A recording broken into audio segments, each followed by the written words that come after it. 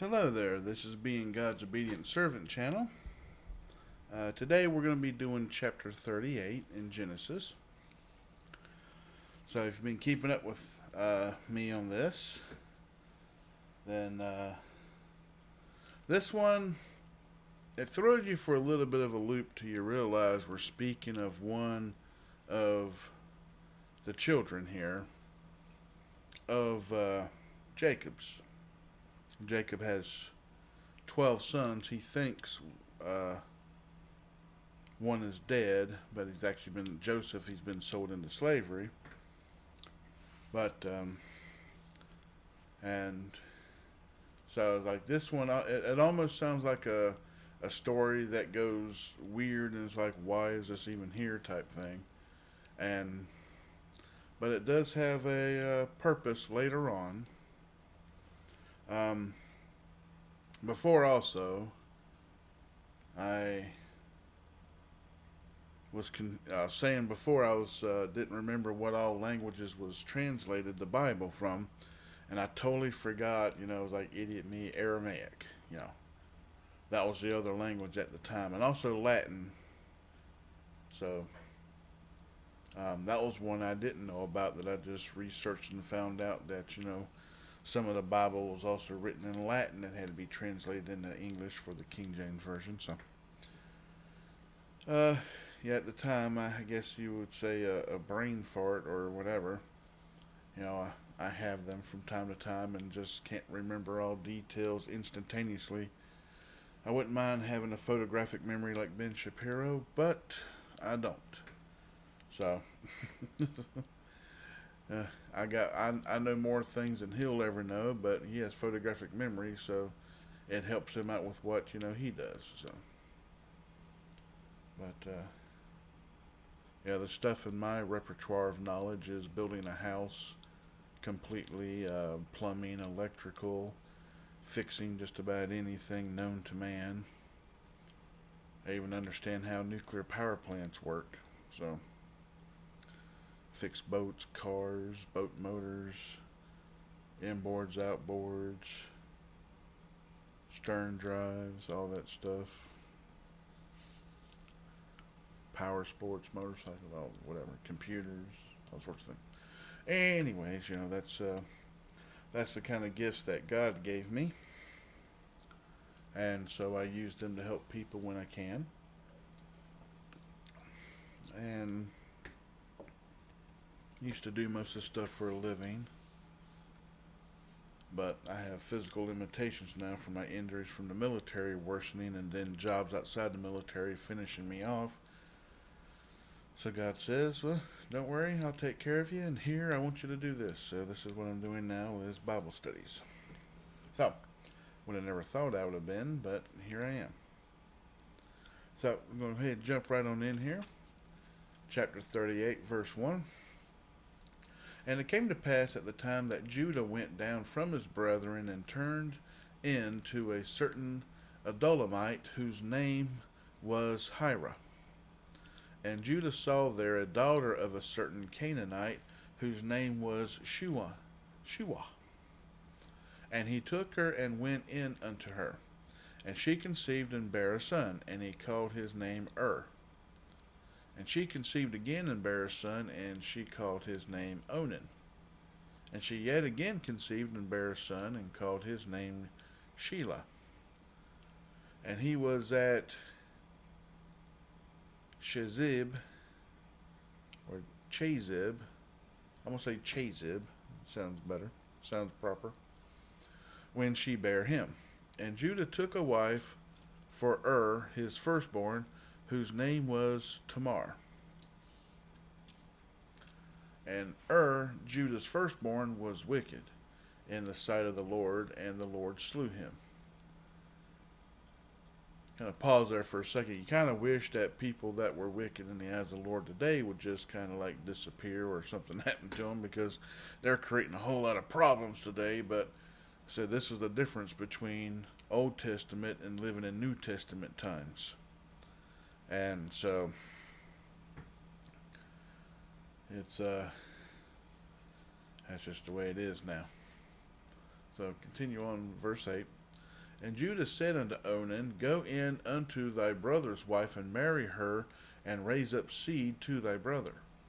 And Onan knew that the seed should not be his, and it came to pass when he went in unto his brother's wife, that he spilled it on the ground, lest that he should give seed to his brother.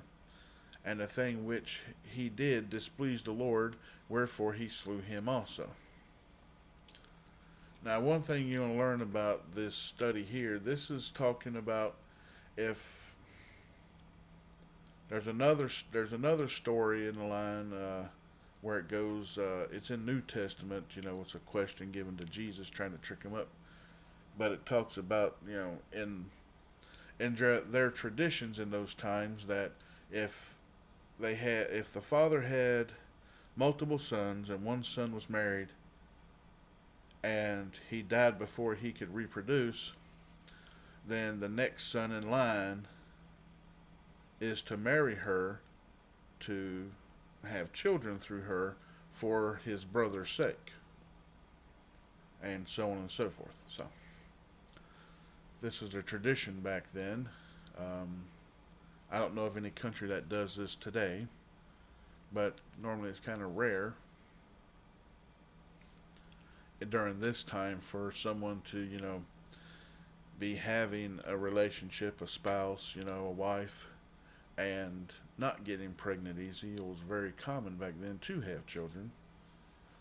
So they normally had lots of children, but anyway, it's going to continue on. Verse 11. Then said Judah to Tamar his daughter-in-law, Remain a widow at thy father's house, till Shelah my son be grown. For he said, Lest peradventure he die also, as his brethren did.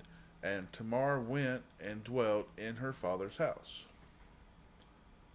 And in process of time, the daughter of Shua, Judah's wife, died.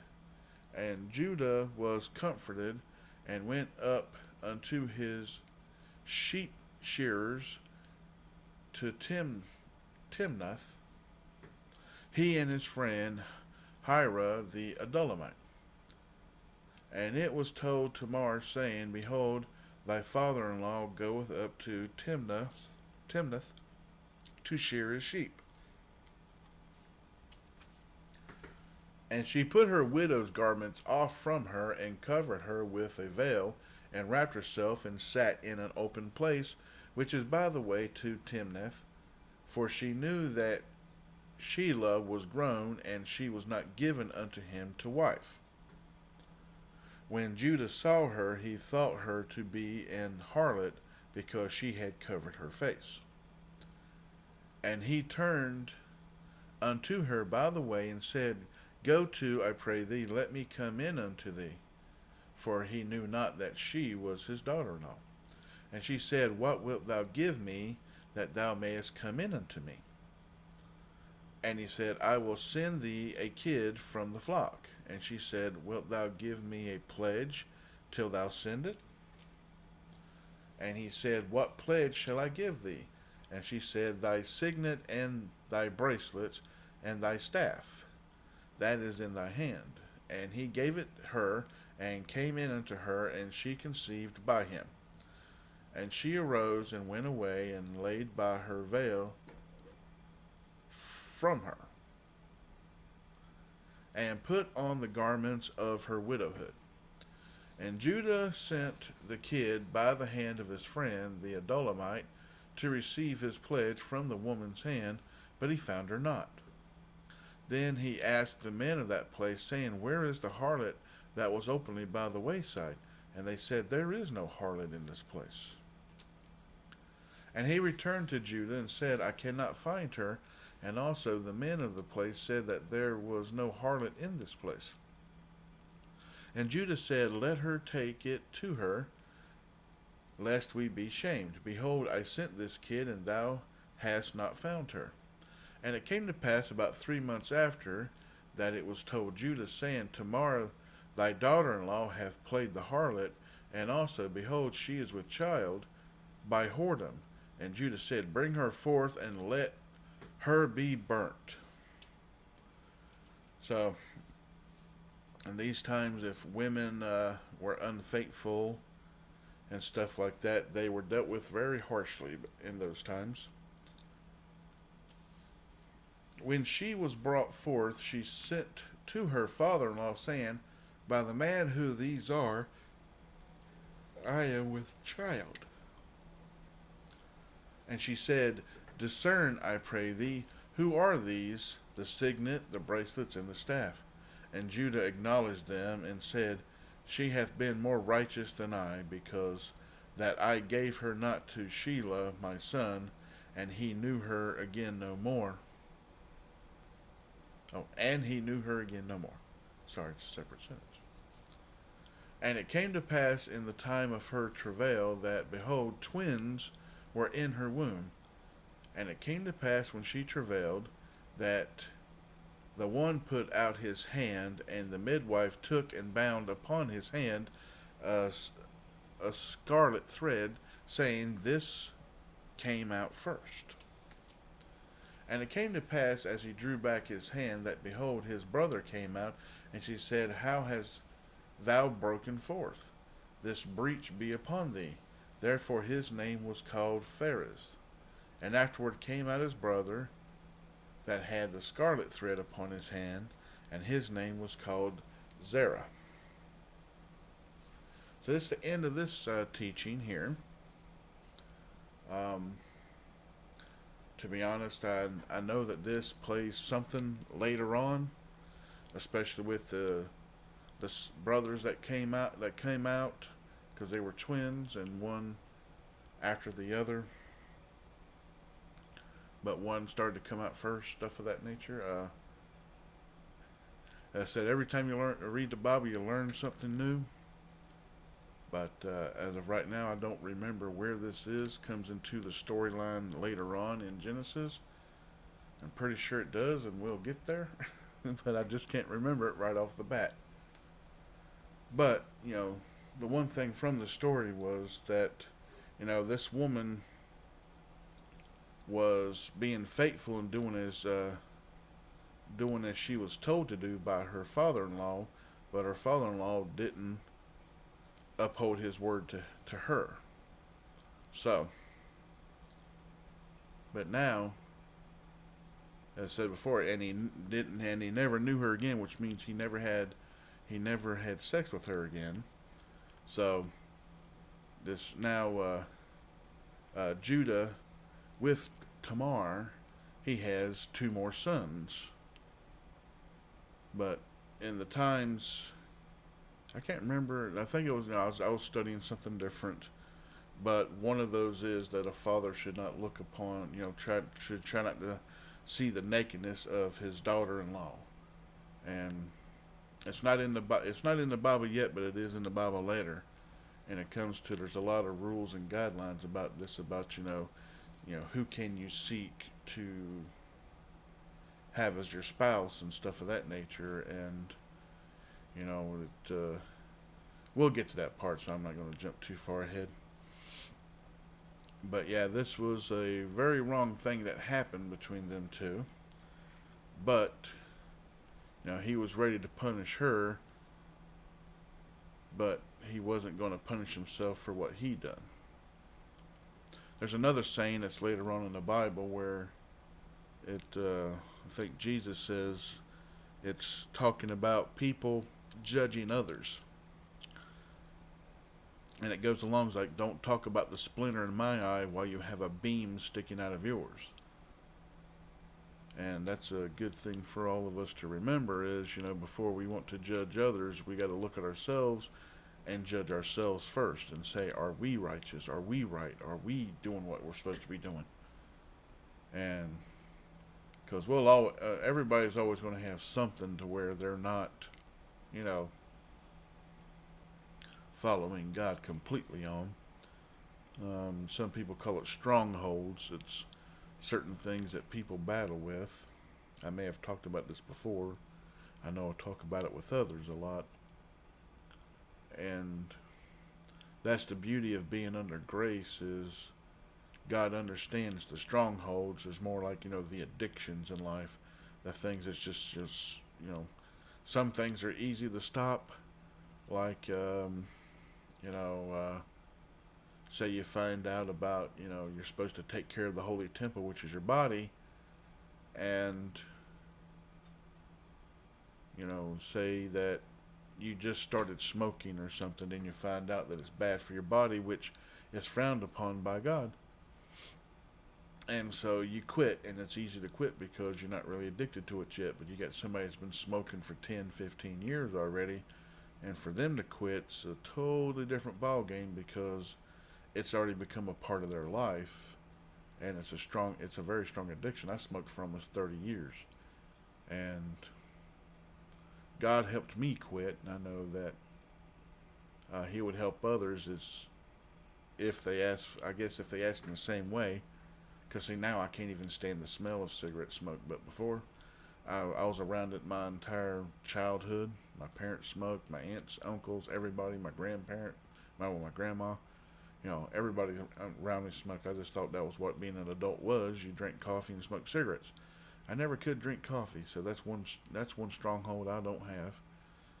But smoking, I did. And I did it for you know almost 3 decades of my life. So actually, I just quit December of 2015, and it was a little tough at first, but I asked God to help me. He's like, help me hate these things, and sure enough, after it was out of my system, it's like now I can't even stand the smell of it. So it helps reassure that I don't go back to it. So,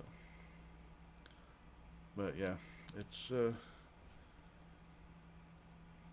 life is everyone's got their own problems. Everyone's got something they're working on. That's why God says, "Don't judge others, or ye will be judged." But anyways, go ahead and we're gonna end this study here. So this is one of the sons of, well, actually now Israel. He has a son that kind of like goes away from the family stuff and does his own thing, and this is what has happened in his life with this. So let's say we're going to finish this here.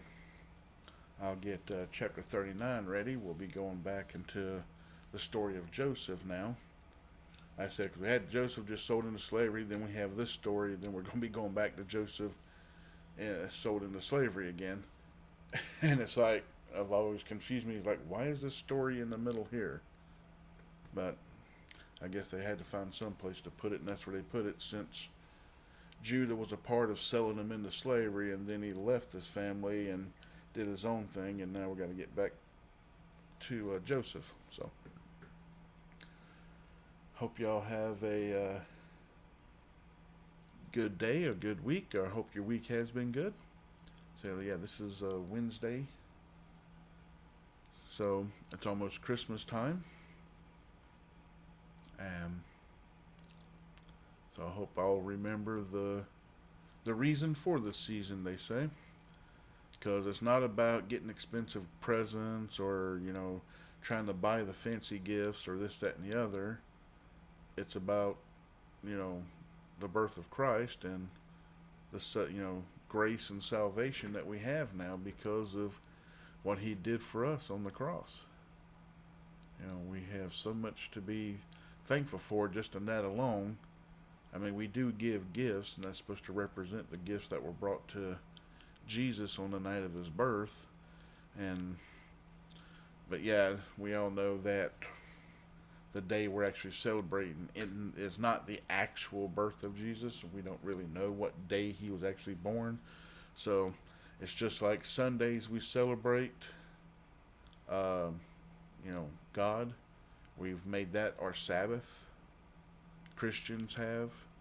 We've made Sunday our holy day instead of Saturday, which is the actual Sabbath. So this is another thing where it's just this is the day we chose to celebrate, and it's become, I guess, the tradition for such. But the most thing about it is, it's not about what we can get. It's more about, our hearts and how we give. I ain't saying you got to give a bunch of presents or give expensive presents. It ain't about that either. It's just you give from the heart. Um, that's one thing that we're supposed to kind of be doing this season. Remembering your loved ones, remembering grace, remembering Jesus. And in a little while, we'll also have Easter, which is going to be the celebration of the death and resurrection on the cross, which, is a reason why we actually have grace and the Holy Spirit and everything today. But we, by the time Easter gets here, we still will not be in New Testament because there's a lot of Old Testament to go through. But maybe by the next year, if I can get, still keep doing multiple chapters each week. So eventually I might be able to get everything done to where I'm hopefully doing at least 5 or 6 chapters a week. That's what I'm wanting to do. Still got some stuff going on here, getting stuff organized and everything, and I live alone. I got to do everything by myself, so it takes a big chunk of the time out of the day at times, and I don't always get back to this. Not every day like I'd like to, but one day I might get everything going. So anyways, once again, if I don't get another one loaded till after Christmas, then I hope everybody has a Merry Christmas. I definitely should get at least 1 or 2 done before New Year's. So have a blessed day and goodbye.